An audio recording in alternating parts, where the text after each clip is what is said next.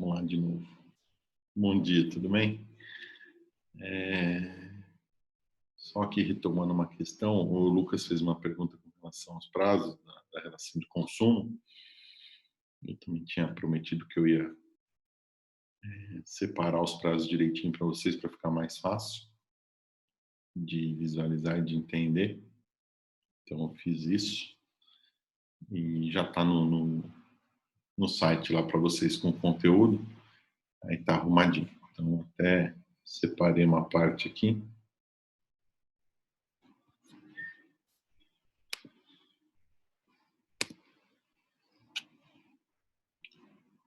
Para ficar mais fácil. Não numerei antes para ficar na sequência, para a gente ter uma facilidade um pouco aqui na questão da sequência. Então está numeradinho, por exemplo, o que tem relacionado com o primeiro exercício, né? O segundo exercício. Então, fica um pouquinho mais fácil, acho que, para visualizar. O terceiro exercício, que é o de hoje também, já está aqui também os dois textos que são necessários para ele, as duas partes dos textos são necessárias para eles. Já coloquei para vocês, então.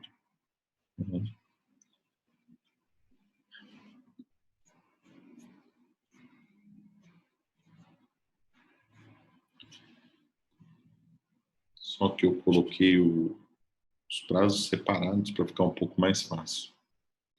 Em vez de colocar tudo junto, tinha uma apresentação para tudo junto, mas era bem ruim de enxergar. Né?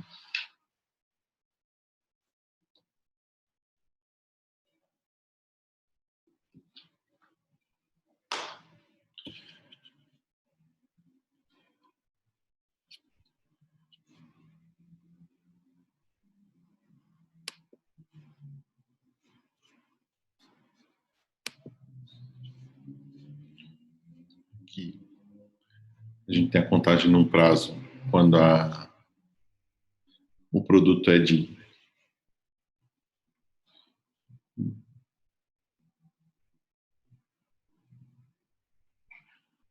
um bem durável, né? Então a gente vai ter aqui a contagem de 90 dias diretamente.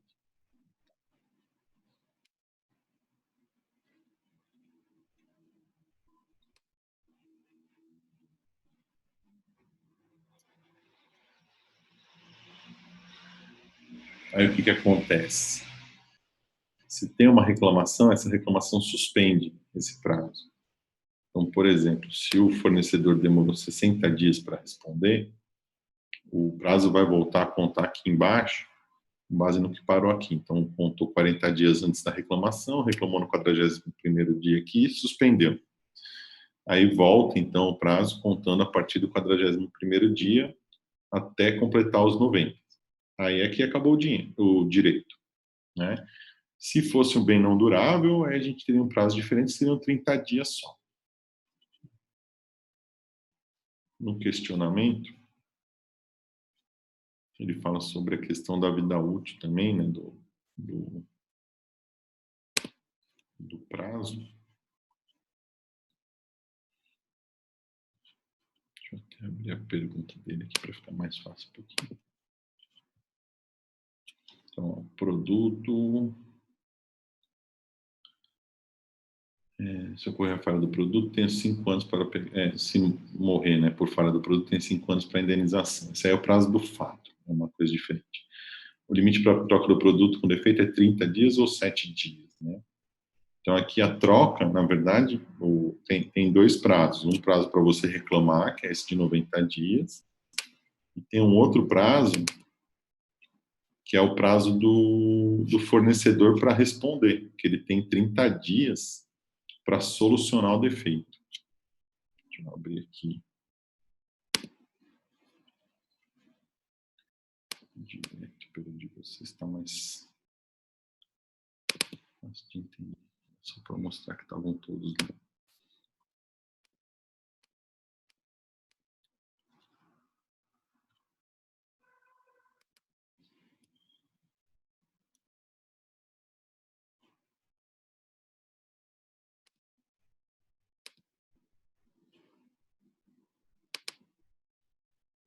Aqui, ó, o que acontece? O fornecedor tem 30 dias para sanar o vício, né? Se passar os 30 dias, Aí o consumidor que vai escolher a substituição do produto, o abatimento proporcional, ou, eventualmente,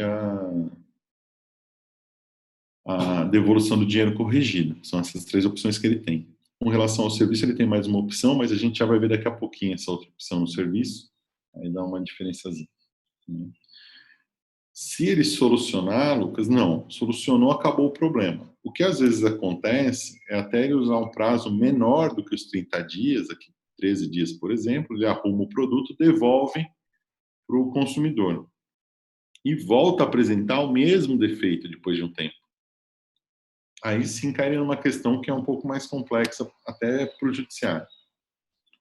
O judiciário tem uma parte dele que entende o seguinte, que teria, então, o restante do prazo, ou seja, ele usou 13 dias, ele teria o restante até os 30 dias para solucionar o defeito, que dariam aqui 17 dias, né? Não está saindo áudio? O retorno aqui está funcionando. O Rafael está reclamando. Vocês estão me ouvindo? Beleza. Então, aqui a gente teria, então, 17 dias, né? Que seria a diferença desses 3 aqui para consertar. Ou você teria uma outra questão que é assim, ele tentou consertar em 13 dias, o fornecedor não conseguiu, consertou, devolveu, apresentou o mesmo defeito, ele já não teria mais dia nenhum, porque ele não conseguiu consertar da primeira vez. Então já teria essa condição. Aí, logicamente, se fosse outro defeito, né, outra coisa que tenha dado defeito, aí você teria o prazo de 90 dias, que é aquele primeiro prazo, ele teria mais 30 dias para corrigir, e aí cairia nisso. Agora, em princípio, ele devolveu o dinheiro por causa disso? Não, só se passar dos 30 dias. Aí o consumidor escolhe. Devolução do dinheiro, o abatimento proporcional ou a substituição do produto. Com exceção desse bem aqui, que é o que a gente chama de bem essencial, que são aqueles que guarnecem o imóvel. Então, a casa, geladeira, fogão, sofá, armário, essas coisas, aí a gente teria uma questão um pouco diferente. Belezura com relação a isso, Lucas? Mais alguém, alguma outra dúvida? Certo. Aqui, só para a gente ver. Então, um prazo de 90 dias, né? Se fosse não durável, se fosse alimento, por exemplo, seria um prazo de 30 dias, mas aqui vamos usar um bem durável, uma geladeira. Ou o celular, que dá uma discussão se é ou não realmente durável, aí teria os 90 dias. A reclamação, então, ela suspende. O prazo de reclamação suspende esse período. Só que tem uma problemática. É só uma reclamação que suspende. As demais não suspendem mais. Então, reclamei, ele respondeu, já tem que entrar com a ação, procurar o juizado e coisa e tal. Tem uma problemática atualmente porque não está dando nem para entrar com a ação, né? Então, esse é um problema. Tem um projeto de lei que está para ser votado para suspender esses prazos, mas é um pouco mais complicado. Não, Bruno, na verdade, sim, ele tem ou 30 dias para reclamar se for não durável, ou 90 dias para reclamar se for durável. Aí 30 dias quem tem é o fornecedor para resolver o defeito, solucionar o vício.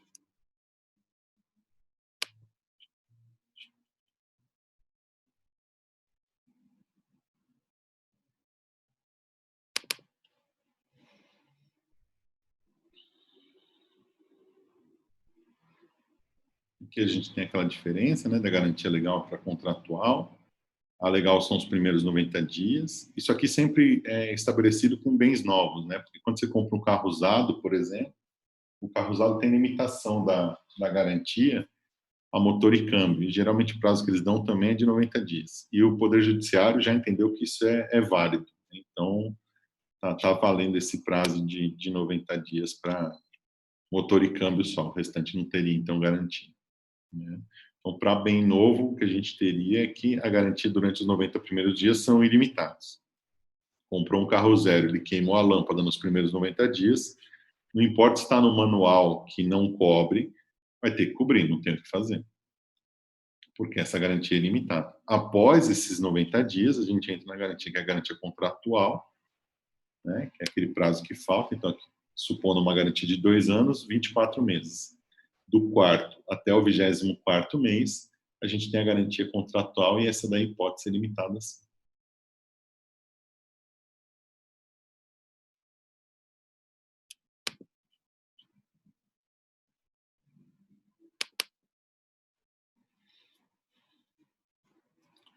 E aqui é a questão do vício oculto, que acho que era outra parte da pergunta do Lucas, da vida útil. É, isso mesmo. Então, aqui não é uma geladeira, é uma TV, mas é muito parecido, até a vida útil da TV e da geladeira. Na verdade, a geladeira é um pouco maior, né, estabelece entre 8 e 10 anos, mas a vida útil da TV aqui a gente tem ela estimada em 5 anos, né? Você tem os anos aqui ao longo do tempo, a passagem dos anos. O que acontece? A garantia deles é de 1 ano, geralmente, da TV, né? Tem umas que tem um pouco mais, mas geralmente 1 ano é a questão da garantia da TV. Então, a gente teria aqui os 3 primeiros meses, que seriam os 90 dias, garantia ilimitada, e aqui a garantia contratual que sobraria do restante de 1 ano. O vício aqui apareceu no 15º mês, né? O defeito apareceu no 15º mês. Vamos supor que o defeito tivesse aparecido, ó, que a pessoa tivesse comprado uma garantia estendida e o vício tivesse aparecido aqui, ó, no 26º, 27º mês, por exemplo, né? Ele teria direito à garantia estendida? Não, mas ele teria 90 dias para reclamar, porque era um vício oculto. Aí essa é a problemática. Para que serve, então, a garantia estendida, né? Qual a finalidade dela? Porque se fosse aqui adiante, eu ainda teria esse direito. É lógico, se chegar aqui, por exemplo, aí eu já não teria mais direito. Se eu usar a TV por 4 anos e meio, né, e a vida útil dela é de 5 anos, o judiciário vai entender que também não, que já está perto do fim da vida útil dela, então não teria obrigação, né? Mas até o 3º ano aqui, com certeza a gente teria então garantido a questão da vida útil, né, e da garantia do bem pelo prazo de 90 dias aí para reclamar a partir do surgimento do defeito.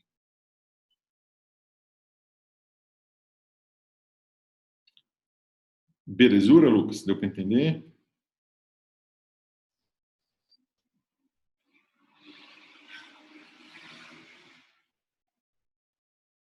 Firmeza. Vamos ver então outro elemento agora.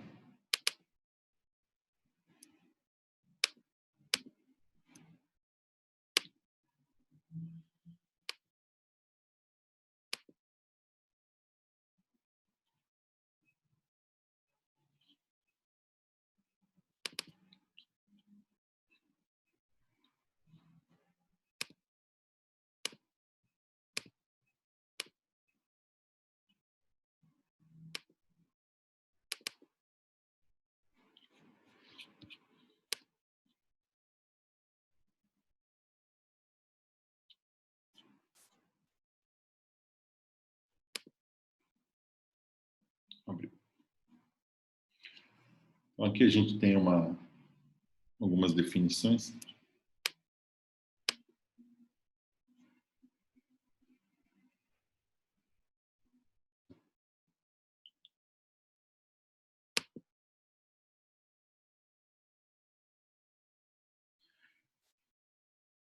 O Luiz está perguntando se vai depender do tipo do vício oculto, mas como assim, Luiz? Me dá um exemplo, porque uma TV, por exemplo, a gente teria a questão seguinte: ela parou de funcionar, ela parou de ter áudio, parou de ter imagem, não sei.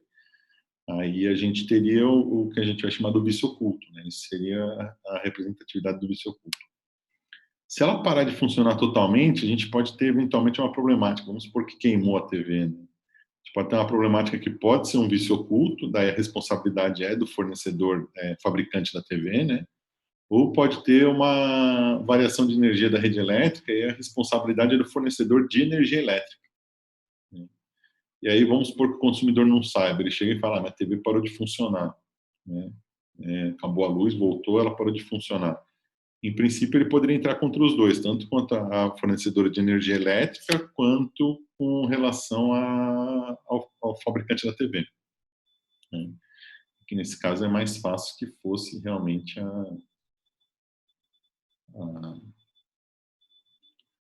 a variação de energia elétrica. Né? O Maria está perguntando com relação ao produto do mostruário.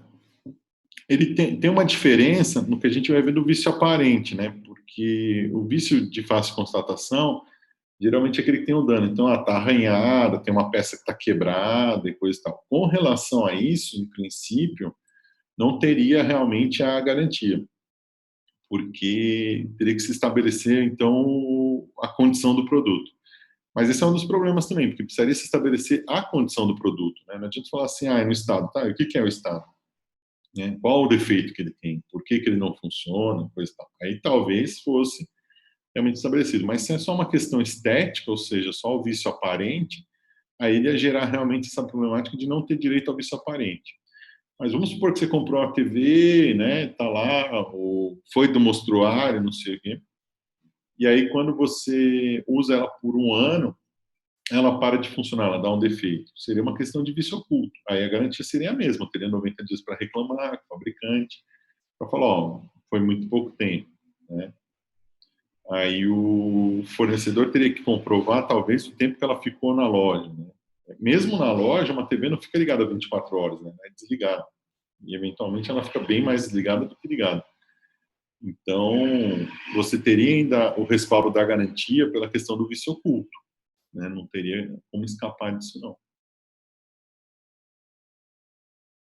Belezura?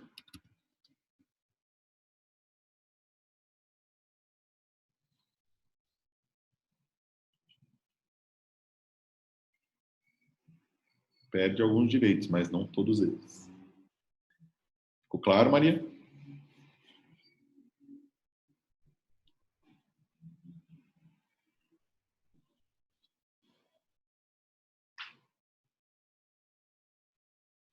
Não, Isaac. Se o cara resolver seu problema em 30 dias, ele resolveu o problema. Se ele resolveu, acabou o problema. Não tem mais discussão com relação a isso. Né? Ele só vai ter que devolver o seu dinheiro se ele não resolver. Aí sim. Mas se ele resolveu, não tem mais discussão com relação a isso. Aqui a gente tem uma definiçãozinha de consumidor e de fornecedor, né? A primeira aqui é da própria lei, ou seja, do próprio Código de Defesa do Consumidor, nas duas questões. E aqui tem uma definição sintética, né? Para a gente saber.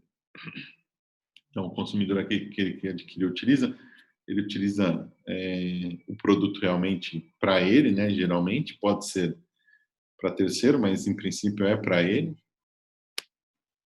E o fornecedor é aquela pessoa que produz ou faz circular bens ou serviços, né? Essa acho que é a definição mais simples que a gente consegue encontrar. Então, comprei para me utilizar de alguma coisa, eu sou consumidor, né? Aquele que vende habitualmente alguma coisa é fornecedor. A gente tem essa condição.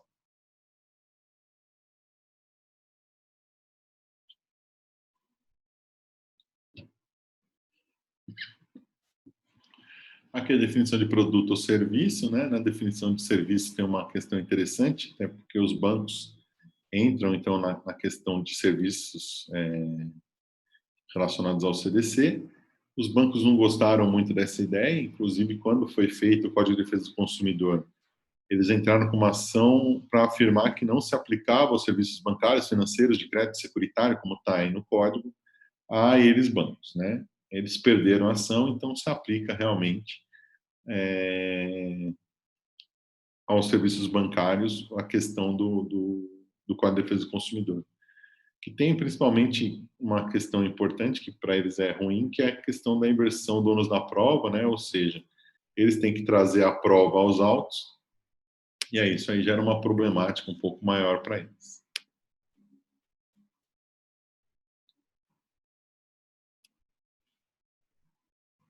Belezura?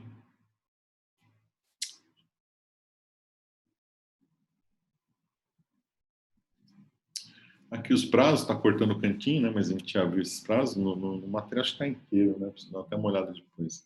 Por que ele está cortando? Acho que é por causa da apresentação. Só. Então, aqui 30 dias se for não durável, né? O não durável, o melhor exemplo que a gente tem é o alimento, realmente, que consome e ele perde a propriedade. 90 dias aqui para o bem durável, né? E aqui a diferença do oculto para o de fácil constatação, né? O oculto, então, é aquele que a gente não conhece, que ele vai apresentar-se ao longo do tempo no produto. Estima-se que ele já está lá realmente, mas que só ao longo do tempo é que eu vou descobrir que esse bem realmente tinha aquele defeito. Isso é muito comum em carro, né? Principalmente quando eles chamam para a questão do recall. Então, a gente vai observando no carro, no veículo, que tinha o vício, né? Ele demora um pouco a se apresentar, e quando se apresenta, inclusive, o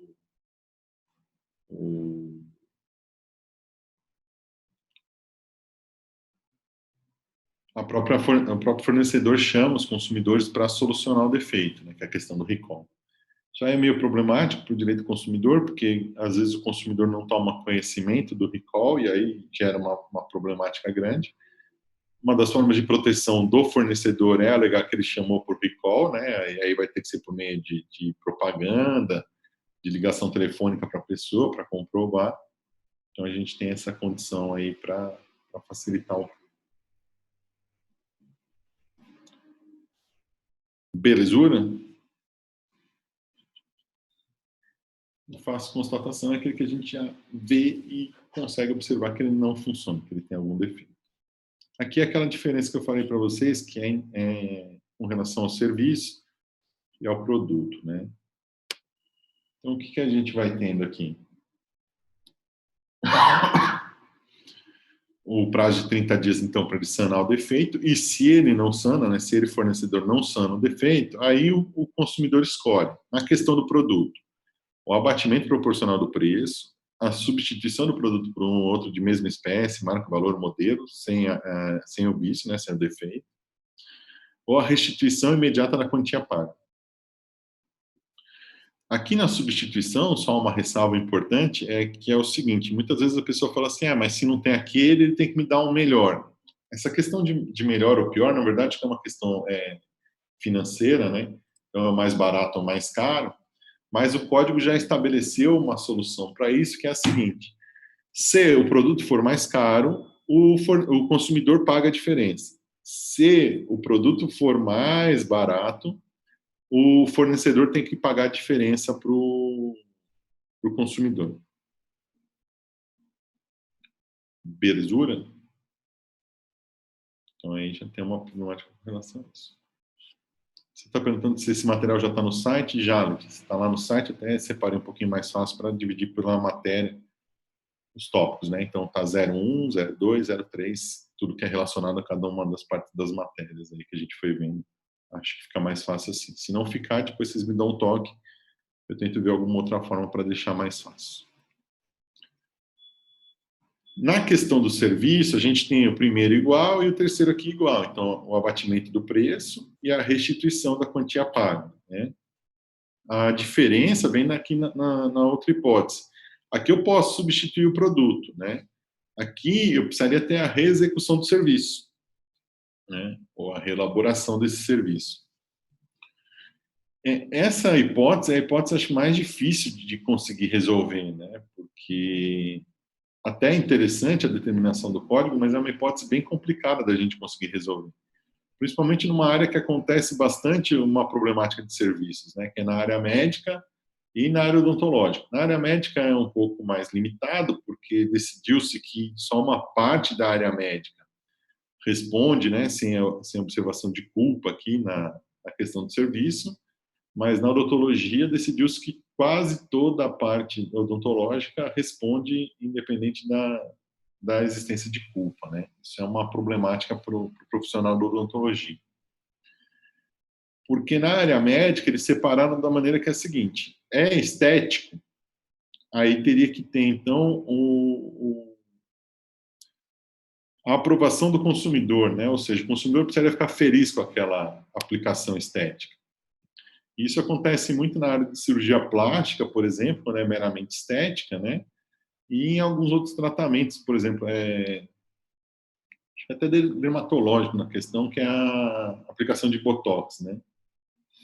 E o Botox é interessante porque ele não tem só a finalidade estética também, ele tem uma finalidade terapêutica, né?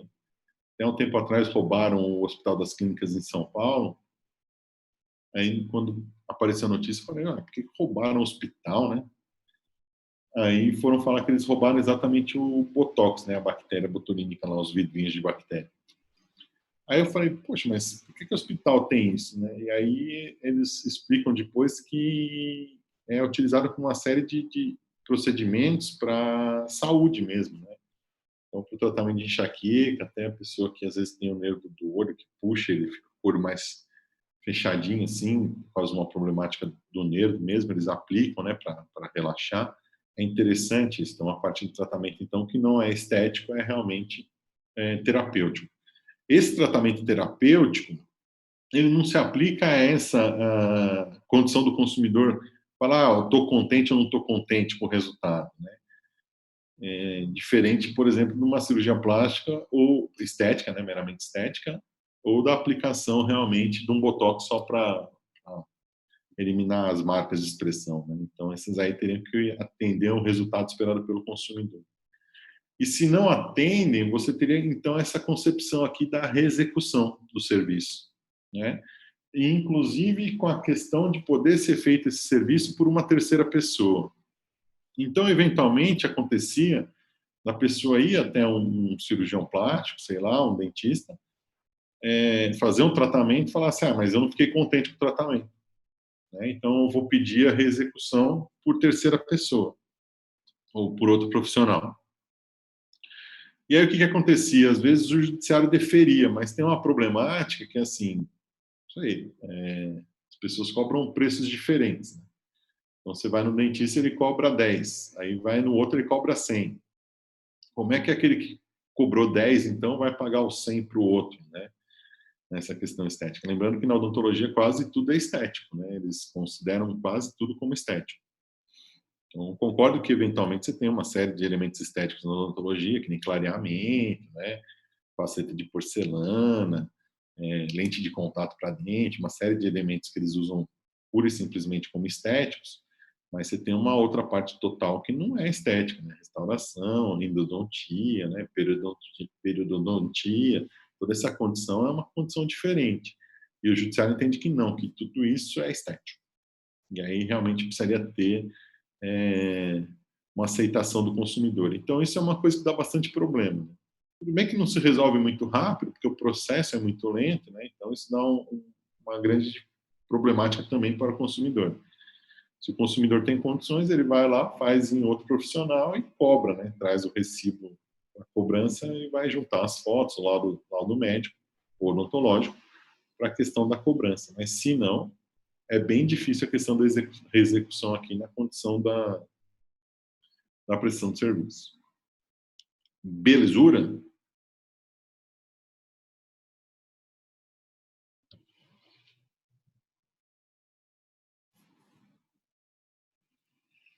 O Leandro está me perguntando aqui uma questão da substituição do produto, se o preço não ficaria o mesmo. Então, a problemática é a seguinte, se eu substituir pelo mesmo produto, sim, importa que teve uma variação, por exemplo, inflacionária do produto, isso não, né? Ou eventualmente deflacionária, porque se a gente pensasse, então, na condição da devolução de valores, é a mesma coisa. Vamos supor que você comprou aquela TV lá que deu defeito no passado. Você pagou, sei lá, R$6.000 na TV. Aí depois de 1 ano e meio ela deu defeito. O fornecedor falou que não tem como ele arrumar, né? Aí você vai ver o preço da TV hoje. Ela custa, em vez de R$6.000, R$4.000. Seria justo ele te devolver R$4.000? Você pagou 6 por ela?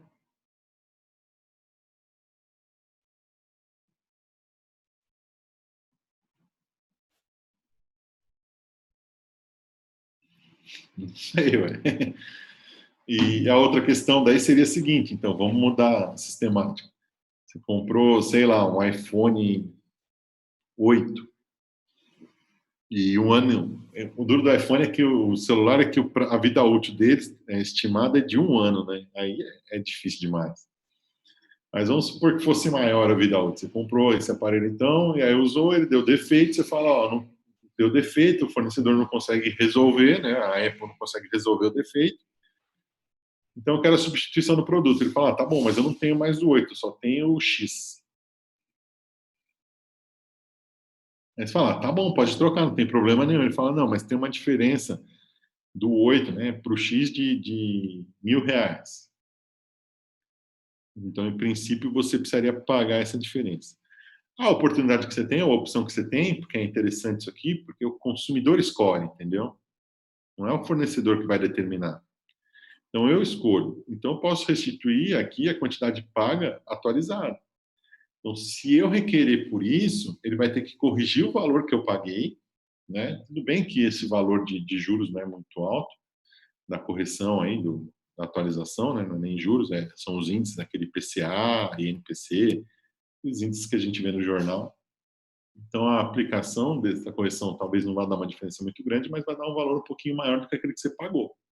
E aí você vai e compra um produto igual ou similar ao que você quiser. Não teria problema com relação a isso.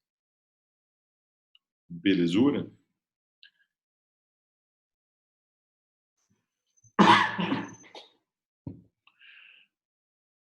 Não, pode. É que aí o Enzo está perguntando o seguinte: quando o serviço não é estético, eu não posso cobrar a reexecução. Até pode, né? A problemática aqui da reexecução é a seguinte: em alguns casos específicos, eu teria que provar ou comprovar, né, por meio de perícia, daí que não foi prestado o serviço corretamente.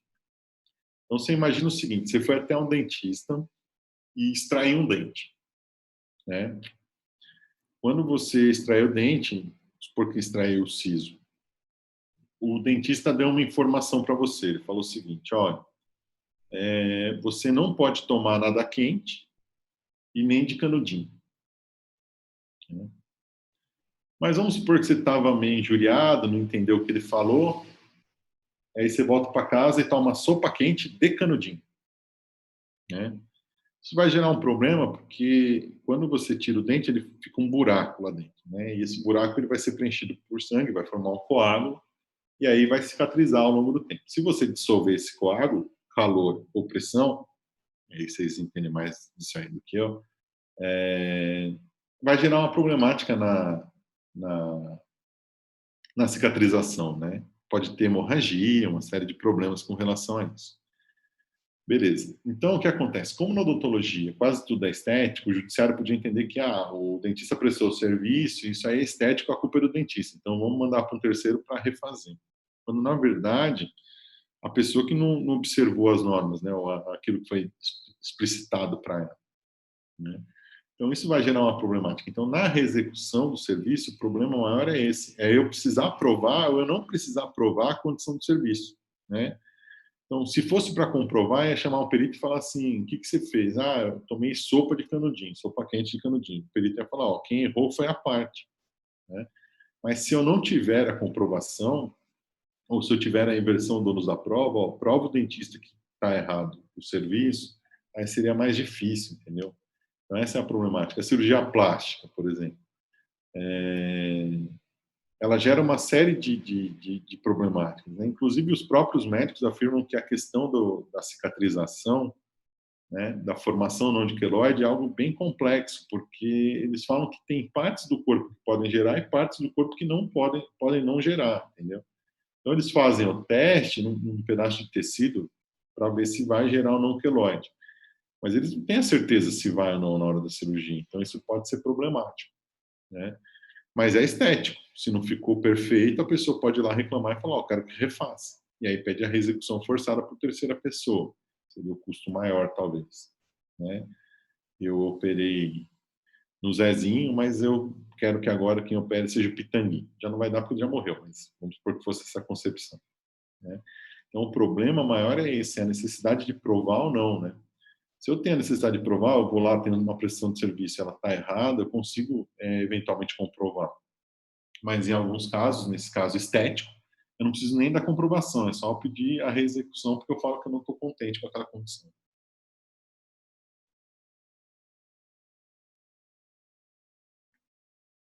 Belezura agora?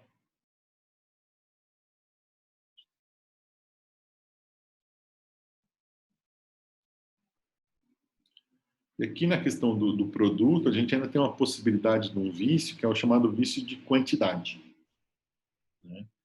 Mas aí ele tem as opções de você realmente restituir o valor, o abatimento proporcional no preço aqui caberia, então, né? Porque se ela é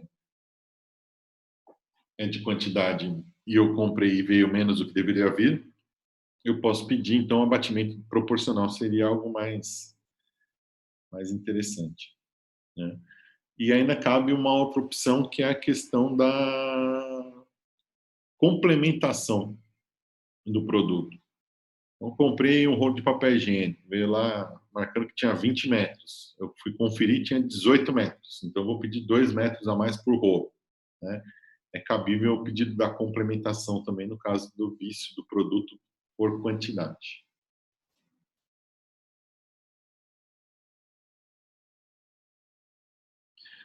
Essa seria a ideia. A reexecução seria gratuita, não teria custo, né, para a parte. Então, essa é uma das problemáticas. E aí a problemática na estética. Até por isso eles falam que a cirurgia plástica estética custa caro por causa disso, entendeu? Porque, eventualmente, a pessoa pode ficar descontente com o resultado e teria que ter a reexecução daí da prestação de serviço, né? Uma vez um dentista estava falando que ele fez o clareamento, e aí eu concordo que é estético, né? Então, se fez clareamento, teria que dar o resultado, mas que ele já estava refazendo a terceira ou quarta vez para a pessoa porque ela não tinha ficado contente com o clareamento. Isso é uma problemática. Se você pensar que tem um custo para fazer, ele vai ter uma despesa muito grande, mas é o custo do serviço, entendeu? Teria essa condição. E aí teria que fazer de graça. Teria que fazer, não, tem que fazer de graça.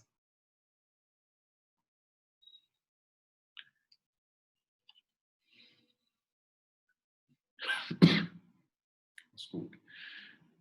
Belezura?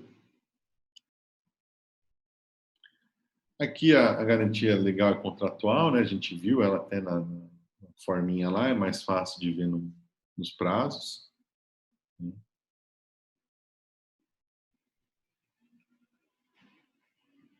O Pedro está mandando uma questão que é mais complexa aqui do clareamento, se deixar, ele deixa sensibilidade. Na verdade, ele abre o poro do dente, então ele deixaria sensibilidade já para uma questão normal, né?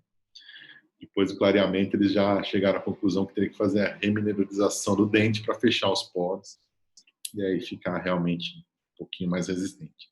Mas ele põe aqui no final trágico, né? Nem tinha pensado nesse, mas é interessante. E o dente do paciente cai, né? Faz clareamento, os dentes caem. Que da hora, né? Aí acho que a gente cairia na questão do fato do produto, do serviço, no caso, e teria o prazo de 5 anos para ingressar com o pedido de indenização, né? Mas aí a gente tem uma problemática, porque se for meramente estético, então ele responde, o dentista responde no que a gente chama de independentemente de culpa. Ele tendo culpa ou não, ele responde. Por quê? Porque é considerado estético, né? Então, a forma de reparação nesse caso seria uma indenização por dano à imagem ou dano moral e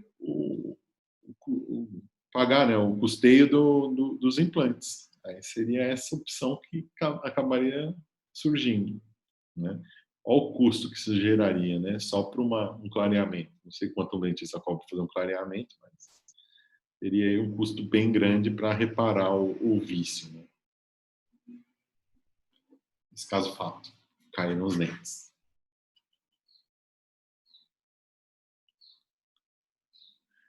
Aqui, então, só aquela questãozinha da garantia contratual é legal, né? Os 90 dias são ilimitados, aí o demais pode ser realmente o que tiver no contrato, né? Observado, logicamente, o vício oculto, né? Aqui a questão da desistência, cortou o prazo aqui, mas está depois de 7 dias. Ó. Eu vou ter que dar uma olhada mesmo de vocês, eu acho que está inteiro até.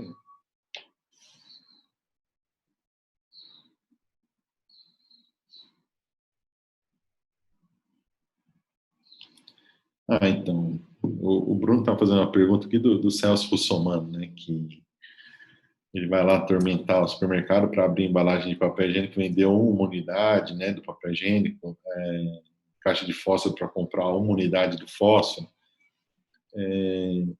Na verdade, o judiciário entende que não, tá? se a embalagem é de papel, por exemplo, você comprar uma resma de papel bem 500 folhas ou uma menor de 100 folhas, eles estão vendendo dessa forma de embalagem, eles não teriam que realmente fracionar. O que teria uma diferença seria se você colocasse alguns outros elementos. Então, eu só vendo 5 pacotes de papel higiênico fechados num fardo, aí talvez desse uma diferença. Mas é uma questão que extrapola a relação de consumo, né? Ela vai daí para a questão do bom senso, né? Então, o juiz aqui de São José dos Campos, do juizado, né, os três, inclusive, eles são completamente contra essa posição de venda individualizada. Até a bandejinha de Danone lá, né, que tem 6 iogurtes, coisa e tal, essas bandejinhas aí, é entendido que pode ser vendido assim, porque já vem do fabricante dessa maneira, então não é o mercado que teria que fracionar a venda.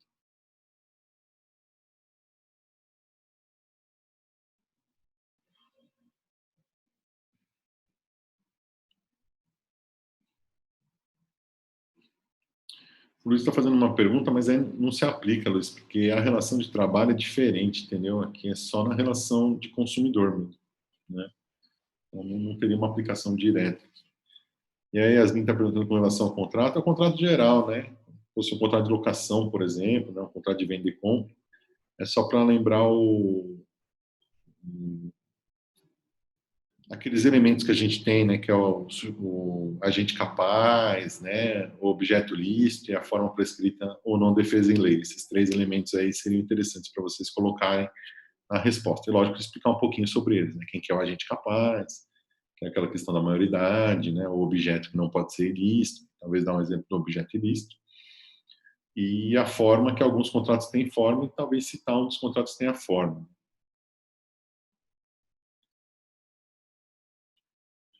Aqui o artigo 18 do CDC é importante, porque ele fala sobre a solidariedade. Então, aqui é o que estabelece que você pode reclamar na loja ou com o fornecedor, ou fabricante, no caso, se for um produto, né? Então, comprei um liquidificador. Eu posso reclamar direto na loja que eu comprei ou também com o fabricante daquele liquidificador. Isso é estabelecido pelo artigo 18 do CDC. Eu não gosto muito da questão de artigo, né? Assim, de estabelecer os artigos. Até quando eu fiz esse guiazinho, que era para andar no bolso mesmo, né? E agora cabe no celular, é mais fácil. É porque eu acho interessante, tem uma lei que obriga o estabelecimento comercial a ter um código de defesa do consumidor no estabelecimento, né? Eu falo, mas o que adianta, né? Eu vou pegar o consumidor e falar assim, ó, toma aí, lê o código, vê o que você acha. Vai adiantar nada, né? Então, teria que ser de uma maneira mais simples. Assim como uma vez na Ana Maria Braga, ela virou e falou que não podia dar troco em moedinha, né? Aí um aluno perguntou, falou, professor, falou isso, é verdade? Eu falei, onde é que está no código, né? Qual artigo? Eu falei, não tem isso especificado, não pode dar troco em moedinha, né? Não pode exigir do consumidor uma vantagem manifestamente indevida, né? Ele falou, mas é difícil explicar assim. Então, esse é o problema, né? Mas não está lá que não pode ser em moedinha, mas não pode. A explicação é essa. Beleza? Então, eu não gosto muito do artigo, mas aqui a explicação é boa para a gente lembrar do seguinte: eu posso reclamar com qualquer deles que eu quiser. Inclusive, eu posso entrar com ação judicial contra a loja e contra o fabricante. É mais fácil, eventualmente. Belezura? Aqui a questão da multa, né? O código estabelece uma multa máxima de 2%. E não adianta muito, porque a multa é estabelecida em 2%, mas os juros não são estabelecidos. Então, se você não paga a fatura do cartão de crédito, o banco pode te cobrar no máximo a multa de 2%. E os juros de quanto ele quiser, ou seja, 381% ao ano. Então, não faz muita diferença, né? Mas a multa não pode ser superior a 2%. Belezura? Aqui na questão da publicidade, né, da propaganda e da oferta, precisa cumprir a publicidade, isso é importante. O cumprimento da publicidade. Lógico, salvo se for um equívoco assim possível, né? Então, o produto custa R$ 1.000, na hora de lançar lá a propaganda, fazer a propaganda, colocou R$ 100. Né? Aí realmente é algo que dá para comprovar, ou dá para falar, ó, não é essa questão, né? Ou não seria esse valor mesmo, foi um erro de digitação. Está muito discrepante o valor do produto para o valor da publicidade. Agora, eu acho engraçado que o fornecedor sempre tenta usar isso, né? Então, o produto custa 1.000, ele pôs lá 899, ele fala, não, mas foi errado, foi digitado errado. Falo, nossa, bem errado mesmo a concepção da digitação. Então, eventualmente, algum erro de digitação é aceito. Também é uma diferença muito grande do produto, né, do valor do produto. O produto custa 1.000, aí a publicidade fala que ele está custando 400, né? Alguma coisa não está muito certa nisso. Ou é golpe, né? Ou foi algum equívoco. E o judiciário entende que esse equívoco, quando é muito discrepante, o consumidor precisava entender que esse valor, então, estava errado realmente. Né? Aqui uma condição que não pode haver limitação, né, do fornecimento do produto, desde que possui estoque e o fornecedor, o consumidor, tenha dinheiro para pagar. Então, se tem uma promoção agora, de cerveja, você vai lá comprar. Aí fala, só pode ser um fardinho por pessoa, né? Não caberia porque não pode limitar, eu posso levar quantos eu quiser. Só caberia limitação se tivesse uma causa que justificasse, que é o que acontece agora. Então, só pode, acho que no estado de Goiás, né, fizeram uma lei, mas a lei não passou porque tinha uma problemática, né? Mas fizeram uma lei limitando o número de venda de frasco de álcool em gel, por 2 por pessoa, máscara descartável por 2 também unidades por pessoa, mas colocaram papel higiênico, né, 2 unidades por pessoa, e aí não passou por causa disso, porque não teria fundamento você limitar o papel higiênico agora. Mas a máscara e o álcool em gel, sim, teria fundamento, então, ter uma lei para limitar a venda para as pessoas. Então, só se realmente tiver um motivo justificável. Motivo justificável, geralmente, é uma problemática, e não uma promoção. Promoção não é motivo para limitar a venda do produto. Belezura? Acho que só mais um elemento aqui, ó.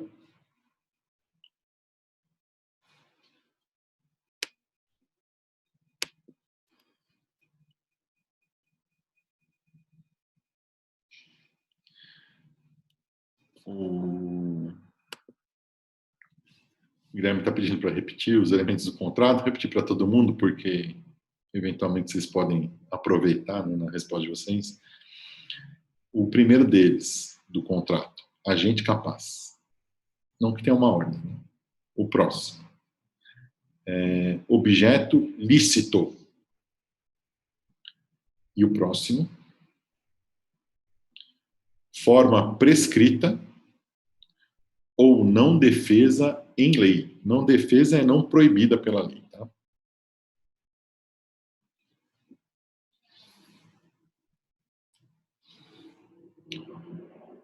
Forma prescrita é não defesa em lei, talvez vocês possam precisar uma coisa que seja interessante. Né? Precisa assim, contrato de locação. Precisa ter uma forma própria. Contrato de venda e compra de imóvel. Precisa ter uma forma própria. Aí já dá para responder bem legalzinho essa questão. Então, agente capaz,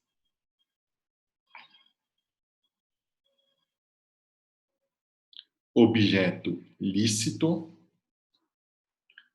e a forma prescrita ou não defesa em lei.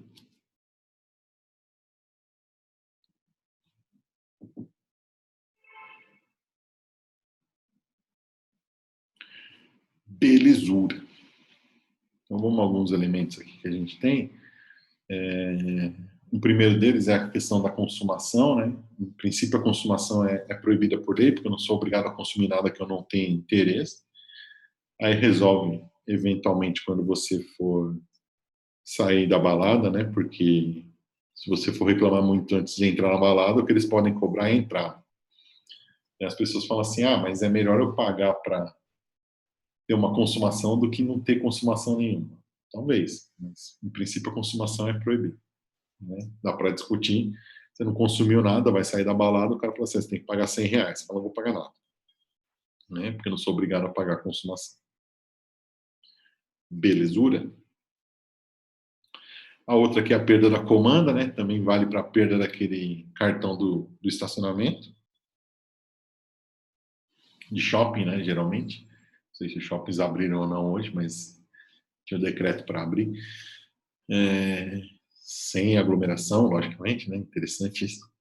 Então, a perda da comanda ou a perda do cartãozinho do shopping gera a mesma problemática, né?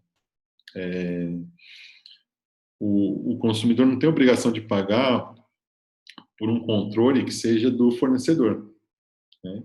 Até porque, acredito que todos vocês já tenham passado por essa questão. Você vai pagar lá, leva a comanda, né? Isso não na balada, mas numa padaria, né? Em qualquer lugar. São aquelas comandas hoje em dia quase todas digitais, né? A pessoa vira e fala assim, mas você consumiu tal coisa, tal coisa? Você fala, não, não é nada disso, né? Fala, porque tá aqui, não sei o que, tá aí, mas tá errado, então não tem o que fazer, né? Vai ter que resolver essa problemática de uma maneira diferente. Vou ter que falar o que eu consumi, e aí se você não quiser aceitar, tudo bem, problema seu, né? O que não pode também é segurar o consumidor no local, né? Isso acontece eventualmente até com o cartãozinho do shopping, né?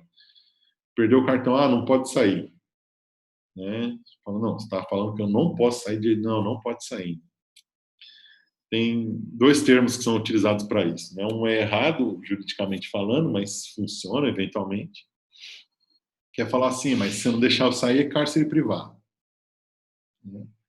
O segundo termo é o termo correto, que chama-se exercício arbitrário das próprias razões.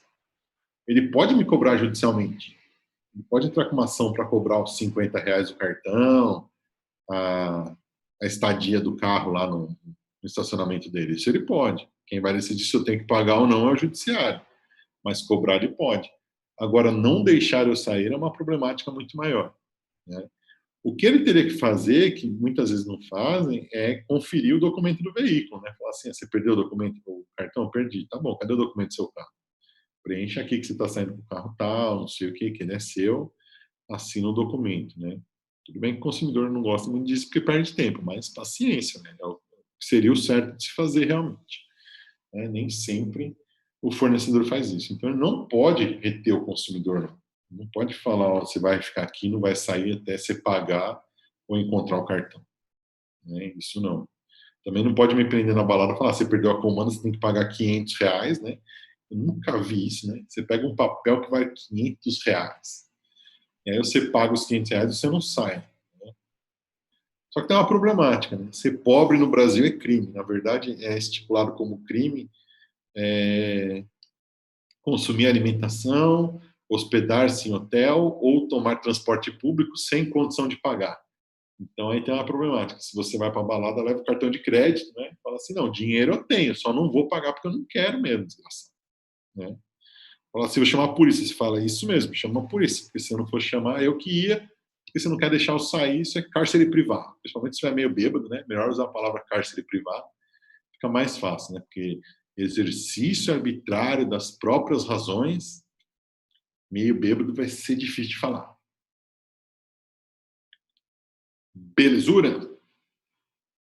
Tem a questão do couvert, né? Que pode ser gastronômico ou artístico, e eu não sou obrigado a pagar o couvert. Na verdade, veio uma lei de São Paulo que atrapalhou um pouco, né? Que antigamente era estabelecido, não tinha algo específico para o couvert. Aí o governo do estado de São Paulo resolveu criar uma lei que é a seguinte: se a pessoa oferecer e você aceitar, você tem que pagar pelo couvert. Isso é a questão do gastronômico, principalmente, né?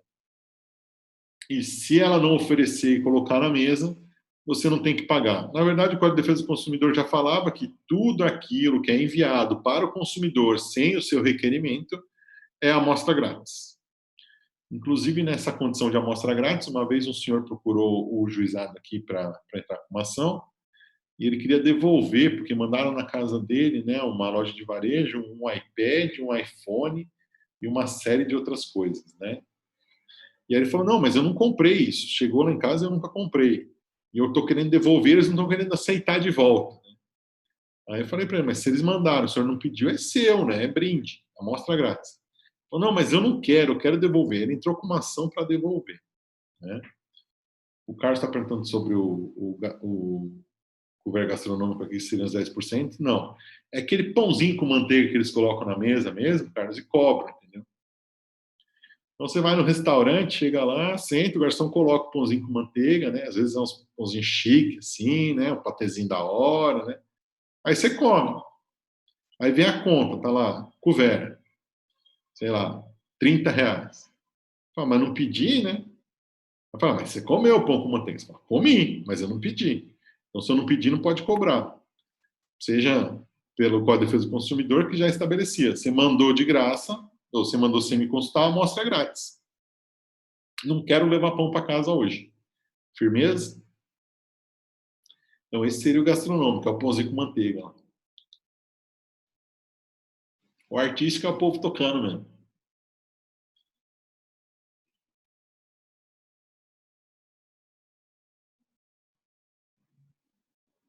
Os 10% é o que entra aqui embaixo. 10% é uma taxa de serviço, na verdade. Que também não é obrigatório. Não sou obrigado a pagar isso, não. Eu pago se eu quiser. Até era comum, né? Tinha um restaurante que eu gostava bastante de ir aqui, eles colocavam pãozinho com manteiga na mesa, não perguntavam nada. Eu comia, chegava a conta, lógico, de vez em quando, né? Porque ele tava querendo arrumar uma tretinha lá para se divertir um pouquinho. Aí o... chegava a colocar o pãozinho com manteiga na mesa, comia o pãozinho com manteiga, era bom, né? Pãozinho interessante. Aí chegava a conta e falava pro garçom, por favor, tira aqui esse couvert, né? Ah, mas você comeu? Eu falei, comi, mas eu não pedi. Não, mas não sei o que, você comeu? Eu falei, faz o seguinte, tira aqui os 10% também. Não, mas não sei o que, não sei o que lá. Eu falei, faz o seguinte, chama o gerente. Né? Aí sempre que vinha o gerente era a mesma conversa. Mas o senhor foi mal atendido, né? Eu falo, por quê? Porque você não quer pagar os 10%. Eu falo, mas os 10% não significa que fui bem ou mal atendido, significa que eu não sou obrigado a pagar. Né? E, na verdade, se não tirar o couvert e os 10%, eu vou sair sem pagar nada. Você vai me cobrar judicialmente lá. Porque dinheiro para pagar eu tenho, eu só não quero. Aí essa é a problemática. Então, teria que tirar. Tirando um aluno que foi lá e falou, professor, fui no bar, falei tudo aquilo que você falou, falei, não tem que pagar, não sei o quê, e tive que pagar. Falei, será que mudou alguma coisa? Estou sabendo, né? Mas me explica direito o que aconteceu, né? Ele falou, não, professor, fui lá no bar, virei pro garçom, falei, tira o couvert, tira os 10% e tive que pagar. Mas como assim, né? É porque eu falei, tira. Ele falou, não vou tirar, não. Aí eu falei, então tá bom. Aí não dá também, né? Precisa brigar um pouquinho. E por fim, a questão do cinema e do show, né? Agora o cinema está fechado, mas é interessante. Se você pegar, por exemplo, o Shopping Colinas, lá que tem o cinema, né? Eu acho mó da hora que você vai na Americanas, por exemplo, e aí tá a molecada lá comprando salgadinho, refrigerante, escondendo dentro da bolsa, né? Para entrar no cinema, né? Nossa, deve dar uma emoção isso aí, né? Deve ser muito legal fazer isso, né? Mas eu prefiro a outra forma, né? Entrar com o copo na mão mesmo, né? Levar pipoca de casa, é da hora. Né? Mas nunca deu certo comigo, porque uma vez um colega foi barrado no Cinemark, e não aqui, né, em São Paulo, por causa disso. Ele estava com o lanche do McDonald's. E era naquela época que o cinema vendia cachorro-quente. Não sei se ainda vende, né? Mas vendia cachorro-quente. Aí ele foi entrar com o sanduíche do McDonald's e o copo de refrigerante do McDonald's. Não deixaram ele entrar. Aí teve que arrumar uma treta lá, chamar a polícia, né? A gente fazia parte da Comissão de Defesa do Consumidor da OAB em São Paulo. Aí ele processou o cinema, recebeu o dinheiro de volta corrigido, né, do ingresso, e R$ 10.000 por danos morais. Eu vou lá com o copo do McDonald's e ninguém me para, né? Tristeza. Isso. Belezura? Dúvidas, angústias, tristezas por enquanto? Firmeza.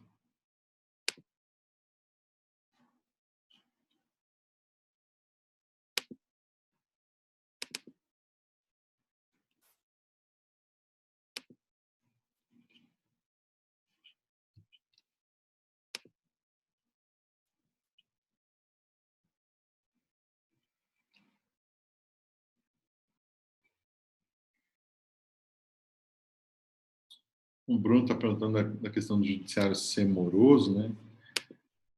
Ele é moroso, né? Assim, o processo demorar 2, 3 anos para ser julgado, acho que é bem lento, né? Mas é uma problemática que existe por uma série de fatores, né? Um deles, inclusive, é a possibilidade grande de recursos, né? Tem muitos recursos no judiciário. Então, isso dá uma problemática. Tanto que as empresas, elas usam um sistema diferente, na verdade, né? Elas têm migrado para arbitragem. A arbitragem é mais rápido, né? Vai ter uma decisão só e acabou, né? Porque a gente vai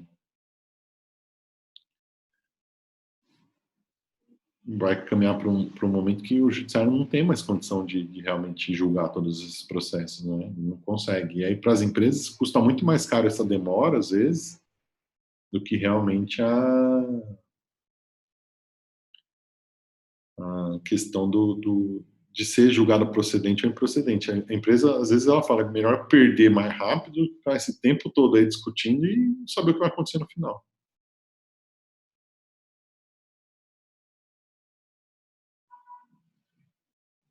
O Lucas está me perguntando sobre a questão da medida provisória não pode ser utilizada.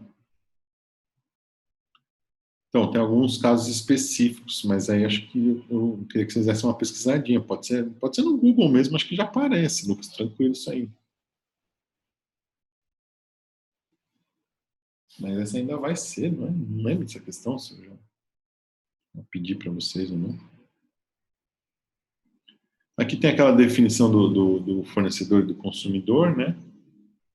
A gente vai ter, então, pessoa natural jurídica, público privado, nacional e estrangeiro, que desenvolve todas essas atividades aqui, ó, né?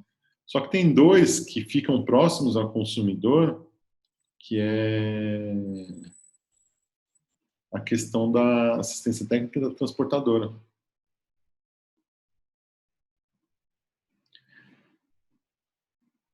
Esses aqui, em princípio, eles têm relação com esses outros fornecedores. Exceção, lógico, se você contratar, né, alguma coisa de questão de distribuição, que tem uma relação de distribuição, que aí teria uma transportadora. Ou se você contratar um serviço direto de transporte ou de entrega, né? Por exemplo, você faz um contrato com o correio de entrega de uma caixa lá, de alguma coisa, aí você fez um contrato direto com ele, seria seu fornecedor, aí seria diferente.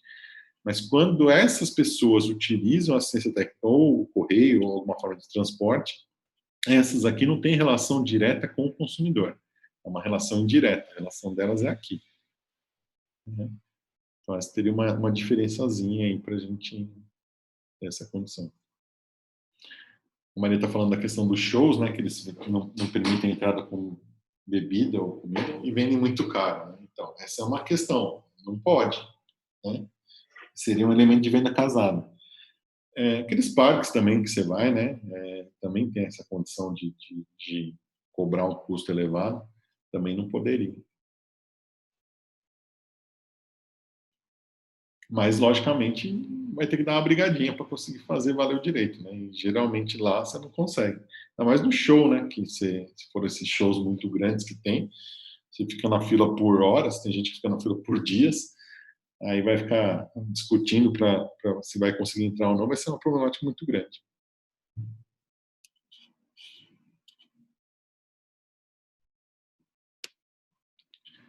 Aí tinha que ser uma manifestação do Ministério Público mesmo, para proibir.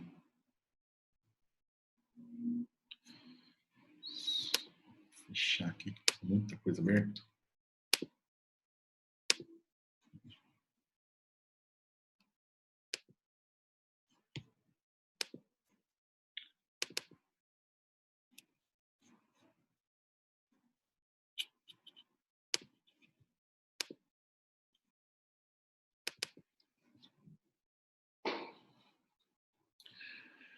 Belezura. Isso aqui é a parte do tópico 3, né, que a gente tem lá no site. Eu já passo também, que alguém tinha pedido para falar do site, mas a gente já fala que acabar aqui. A gente tem alguns elementos da condição de cidadania, né? Deixei para vocês um texto, que é do discurso do Ulisses Guimarães, até a pergunta está relacionada ao texto, precisam dar uma olhadinha.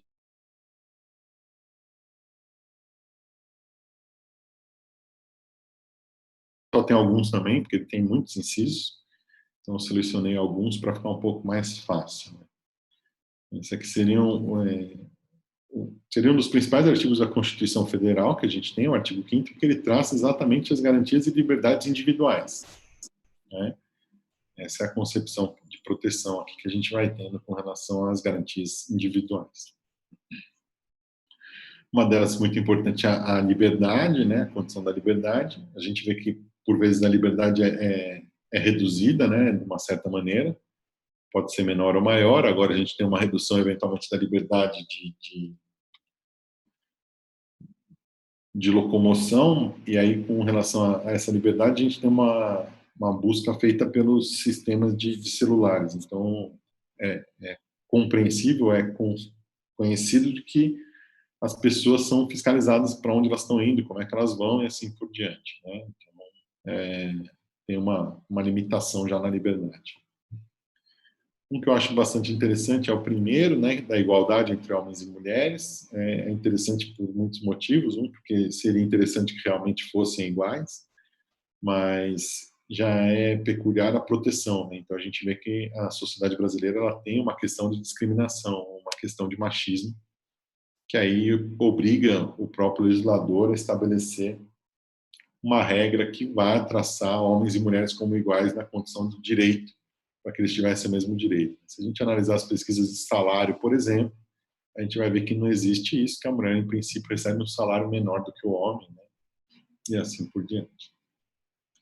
Aqui é aquela questão de fazer ou deixar de fazer alguma coisa, eu acho bem legal nesse inciso segundo, que é a fundamentação constitucional, então, para a pessoa falar para você do estacionamento, falar assim, você não vai sair. Você fala, como é que você vai me obrigar, não vai me deixar sair, se eu posso fazer isso? Né? Se eu não posso ficar retido aqui. Então, tem uma lei que permite você me reter aqui no estacionamento do shopping. Se tiver, me mostra que tudo bem. Se não tiver, está contrário à própria Constituição. Aqui, os 3 que estão em azul não são uma sequência lógica, né? Coados aqui. Mas tem uma questão interessante que os liga, né? Que é a condição de pensamento e a liberdade de expressão. Então, aqui a gente tem uma condição bem interessante com relação a esses elementos, que é realmente a parte do pensamento. Né? Então, eu posso me expressar de qualquer maneira, salvo, logicamente, se não for crime. Se for crime, aí eu não poderia me expressar livremente com relação a isso. Né? É a mesma coisa que a gente tem a liberdade religiosa, né? Fala assim, mas então eu vou criar uma igreja que pode ter a maconha lá, né? Tem até a tentativa da criação de trazer para o Brasil a ideia do Rastafari lá e coisa e tal, né? Uma forma de expressão diferenciada. Mas aí é crime porque seria apologia à droga e tudo mais, teria toda uma problemática a essa liberação. Né? Então é proibido. Aqui a gente tem a questão da intimidade, vida privada e honra, né? Agora tem até uma discussão que provavelmente volte, que é com relação à pessoa pública, se ela tem realmente a intimidade garantida 100%, né? Entraram com uma ação no STF pedindo que o presidente comprovasse ou que demonstrasse o exame dele, né, de coronavírus, se ele já foi infectado ou não. E aí é uma questão que talvez vá discutir essa condição da intimidade da vida privada aqui. Né? Então, isso é uma questão interessante para a discussão. Né? Aqui uma questão de lei, né, de retroagir ou não retroagir, e aqui a lei penal ela só retroage para beneficiar o réu, ou seja, para ser melhor para o réu. Vamos supor que a pessoa praticou um crime, tinha até um crime que foi retirado há pouco tempo do Código Penal, não sei se foi 2005, 2015 agora, confundindo as datas, mas era o crime de traição, né? A pessoa que traísse o marido ou a mulher teria uma condição estabelecida penalmente como crime, né? E aí deixou de ser. Então, vamos supor que tivesse cometido o crime, né? Não dava prisão, porque a pena era baixa, mas vamos supor que tivesse cometido o crime, tivesse sido estabelecido o pagamento de indenização ou de cesta básica, né? E aí, quando foi revogada a lei, essa lei, então, iria retroagir só para beneficiar o réu nessa questão, né? Então, não teria mais que pagar essa indenização.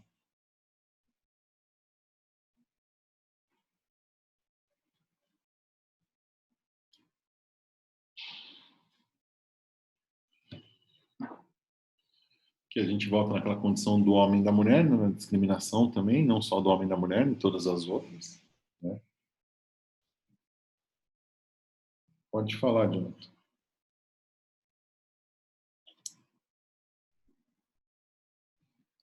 E aqui, junto à discriminação, a gente tem a condição do racismo, né? Que também é algo que, infelizmente, acontece no Brasil ainda e estabeleceu-se, inclusive, constitucionalmente, a questão de ser um crime inafiançável e imprescritível, né? E aí a gente tem essa concepção do racismo aí como uma proibição geral. Belezura?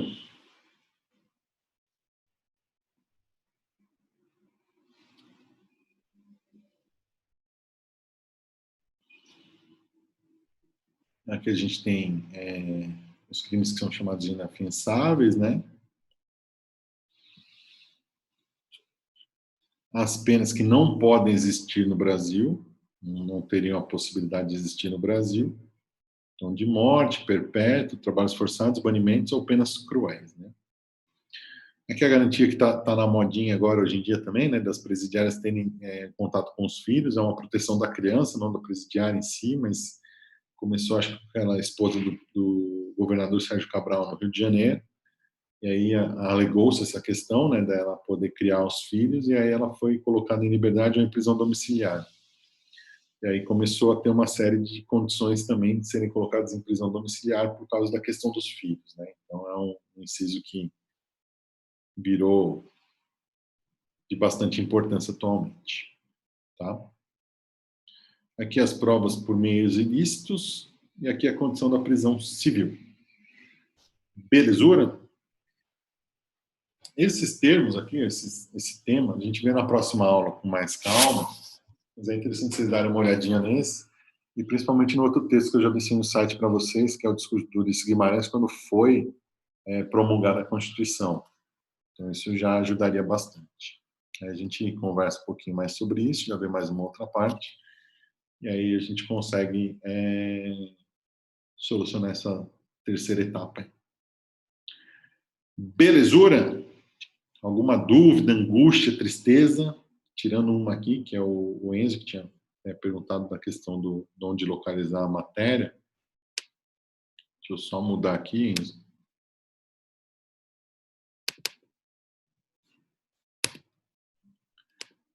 Tem esse site aqui, ó.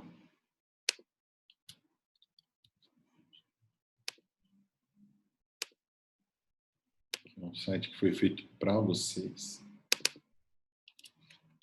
Para facilitar, ficar tudo num local só. Assim, se der, você copia. Você está me ouvindo, Enzo?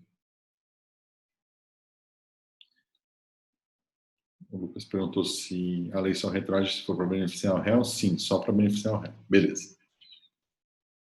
Não, é assim, ela tem proibição de retroação, por exemplo. Não pode retroagir para criar imposto. Mas para retroagir, ela só pode para beneficiar o réu. Então, acho que a principal medida que a gente vai ter é isso, né? Então, para criar imposto, ela não poderia retroagir. Não sei se está dando para enxergar aqui no meu. Deixa eu ver se eu abrir aqui, vai.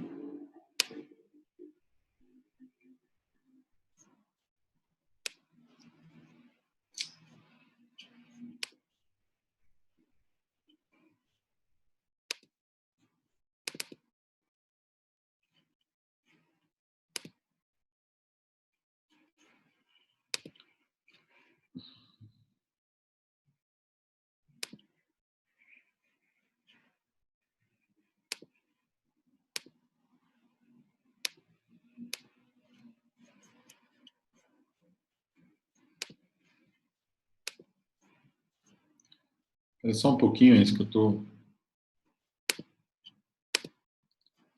Estou vendo aqui para compartilhar. Vai dar para ver. Agora foi. Você tinha perguntado onde é que está a matéria. Aqui tem esse site. Aí você entra aqui, ó, primeiro semestre que é o de vocês. Tem as matérias, todas elas, para ficar um pouquinho mais fácil, né? A minha está aqui. Tem essa parte de informações gerais, já volto lá um pouquinho, mas tem a parte de informações gerais que também é interessante para vocês. Eu renumerei aqui só para ficar mais fácil, acho que fica mais fácil sim, mas se não ficar, vocês me dão um toque, a gente vê alguma outra forma. Então, pus aqui, ó, 01, exercício. Então, o exercício está aqui. O que está relacionado a esse exercício? Isso, isso. 02, exercício. O que está relacionado a esse exercício? Isso. Beleza? 03, exercício. O que está relacionado a ele? Isso. Né? Então, para ver se fica mais fácil, porque como ele não vai separando muito, a forma, eu ia fazer em pastinha, mas aí falou que podia perder o compartilhamento, achei melhor não fazer assim.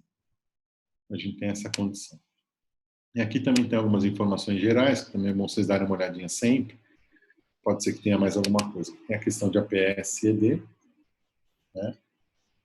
E aqui a gente tem o calendário de vocês, que é o calendário da própria universidade.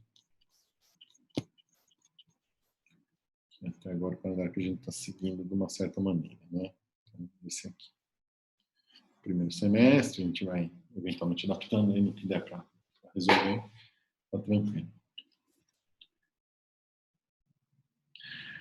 Então, o enunciado em si era bom copiar. Tem umas outras informações no meu material que aí vocês não precisam copiar, não é essa a questão, né?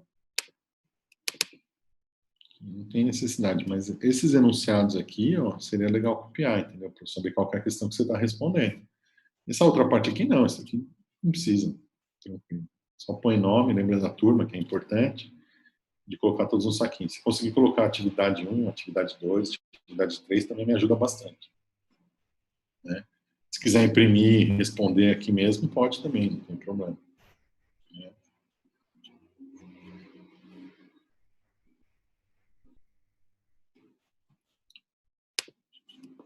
Se tiver folha de almaço também, né? Porque nem todo mundo está com folha de almaço, nem todo mundo vai conseguir comprar, sem folha de caderno, fichário. Falando de cortar se for de caderno, aquela beiradinha para deixar bonitinho, porque depois a gente também precisa arquivar isso aí fica melhor um pouquinho.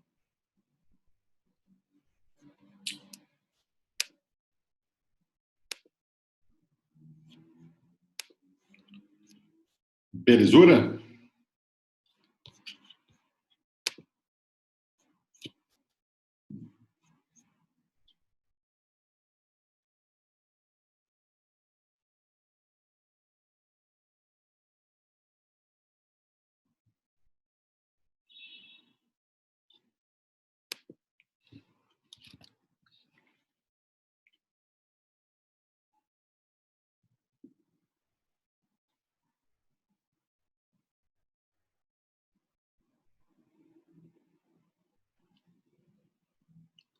Copiando as questões, não precisa nem identificar de onde tirou, não. É só colocar lá questão 1, questão 2, questão 3.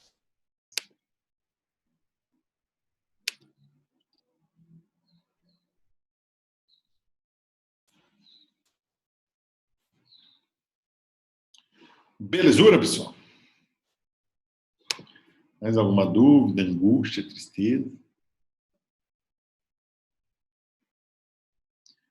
Então tá bom, agradeço muito a presença de vocês, é sempre um prazer tê-los aqui. O que tiverem de dúvida, pode mandar.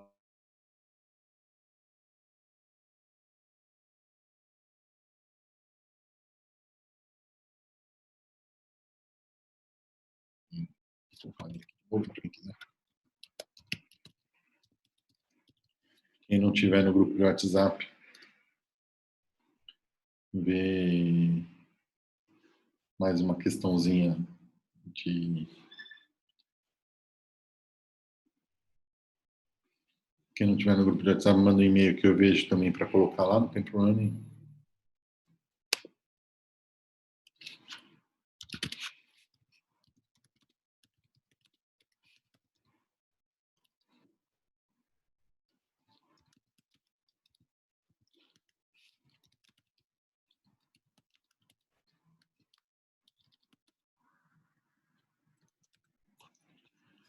Belezura, pessoal? Então tá bom.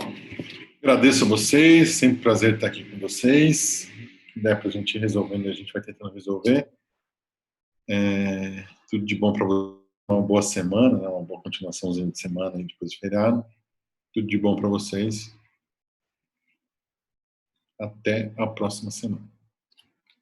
Tchau, tchau.